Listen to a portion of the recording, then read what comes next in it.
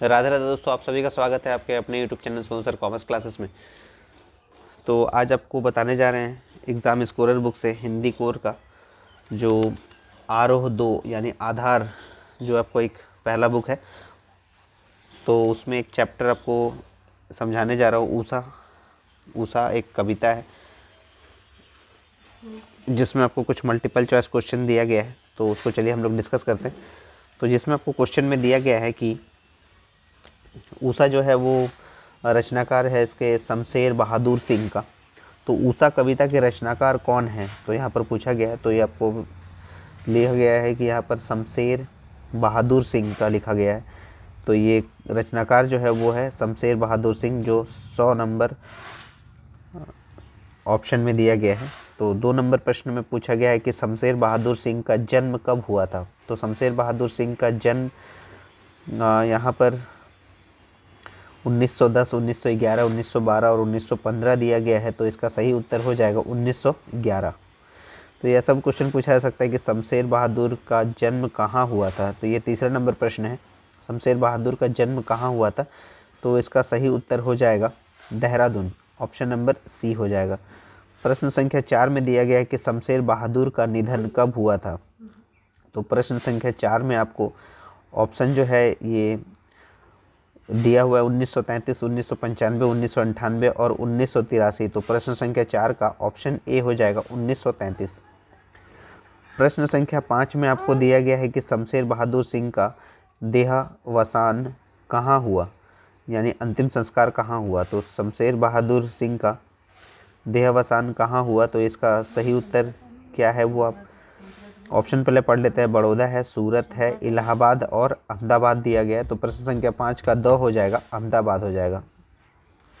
प्रश्न संख्या 6 में पूछा गया है कि शमशेर बहादुर सिंह हिंदी काव्य की किस धारा से जुड़े कवि हैं। तो यहाँ पर विकल्प के तौर पे आपको दिया गया है कि प्रगतिवाद, प्रयोगवाद, नई कविता, ये सभी।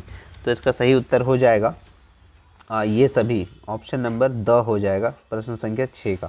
7वें नंबर प्रश्न में दिया गया है कि ऊषा कविता में सूर्योदय का कैसा चित्रण किया गया है। तो ऊषा कविता में सूर्योदय का कैसा चित्रण किया गया है, तो आपको कुछ विकल्प दिया गया है, मुख्य, स्थिर, गतिशील, इनमें से कोई नहीं। तो इसका सही उत्तर हो जाएगा गतिशील, ऑप्शन नंबर 100 हो जाएगा। 8वें नंबर प्रश्न में दिया गया है कि ऊषा कविता में कवि ने कैसे उपमान प्रयुक्त किए हैं। तो इसका जो है यहाँ पर कुछ विकल्प दिया गया है, ग्रामीण, नगरीय, पारंपरिक, इनमें से कोई नहीं। तो इसका सही उत्तर हो जाएगा ग्रामीण, ऑप्शन अ हो जाएगा।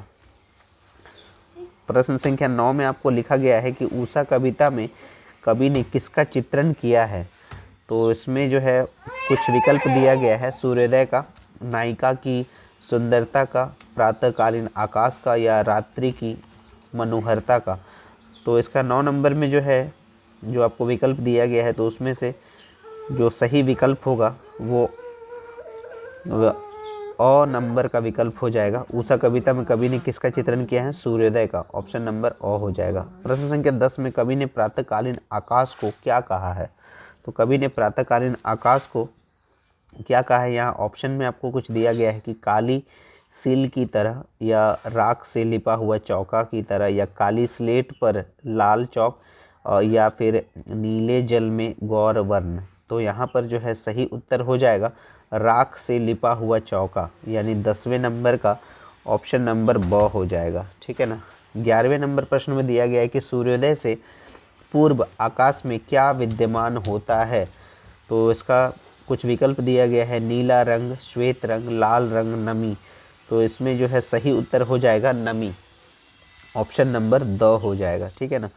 प्रश्न संख्या 12 में चौके के गीला होने का क्या भावार्थ है।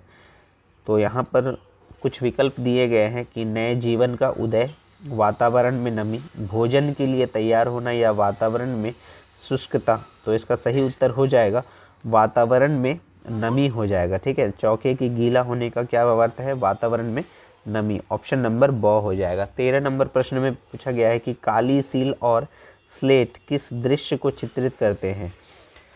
कुछ विकल्प दिया गया है, भोरकालीन उजाला, या भोरकालीन अंधेरा, सांझकालीन अंधेरा, या सांझकालीन सूर्य। तो 13 का जो है सही विकल्प हो जाएगा भोरकालीन अंधेरा, ऑप्शन नंबर ब हो जाएगा। ठीक है। प्रश्न संख्या 14 में दिया गया है कि नील जल के उपमान के माध्यम से कवि किसे चित्रित करता है। तो यहाँ पर कुछ विकल्प दिया गया है कि नीले स्वच्छ आकाश को, सुंदर स्त्री के रूप को, नीले रंग की सुंदरता को, या पानी के अनेक रूप को। तो इसका सही विकल्प हो जाएगा 14 का अ, नीले स्वच्छ आकाश को, नीले स्वच्छ आकाश को, ऑप्शन नंबर अ। 15 नंबर में पूछा गया है कि प्रातः नभ था बहुत नीला शंख जैसे। तो पंक्ति में कौन सा अलंकार है। तो ये अलंकार जो है यहाँ पर जैसे किसी का अगर वर्णन किया जा रहा है, यानी किसी का कंपैरिजन किया जा रहा है, या किसी के जैसा मतलब बात किया जा रहा है, तो इसका सही उत्तर हो जाएगा, इसका सही उत्तर हो जाएगा उपमा। ठीक है ना, उपमा यानी जो बताया गया है कि उसके जैसा, तो यानी ये उपमा अलंकार है। ठीक है, तो इसका सही उत्तर हो जाएगा 100। तो उम्मीद है आपको जो है ऊषा कविता यानी शमशेर बहादुर सिंह जी का लिखा हुआ आपको पसंद, जो सारे विकल्प है आपको सही लगा है। और ये जैसा भी आपको दिया गया था, आपको एक एक करके प्रश्न 15 नंबर प्रश्न तक आपको समझाया गया है। उम्मीद है आपको समझ में आया होगा। अगर आपको वीडियो पसंद आ रहा है तो ज़्यादा से ज़्यादा शेयर करें, लाइक करें, और टेलीग्राम चैनल में भी आप इसको देख सकते हैं, जो आपका लिंक दिया गया है डिस्क्रिप्शन में। तो और भी नए नए वीडियो के लिए जो भी कुछ भी अपडेट होता है तो टेलीग्राम चैनल पे आप जाके देख लीजिएगा, और लिंक जो है वो डिस्क्रिप्शन में दिया गया है। तो उम्मीद है आप जुड़े रहेंगे सोनू सर कॉमर्स क्लासेस के साथ, क्योंकि नए नए वीडियो बहुत सारे आने वाले हैं। और तब तक के लिए राधे राधे दोस्तों।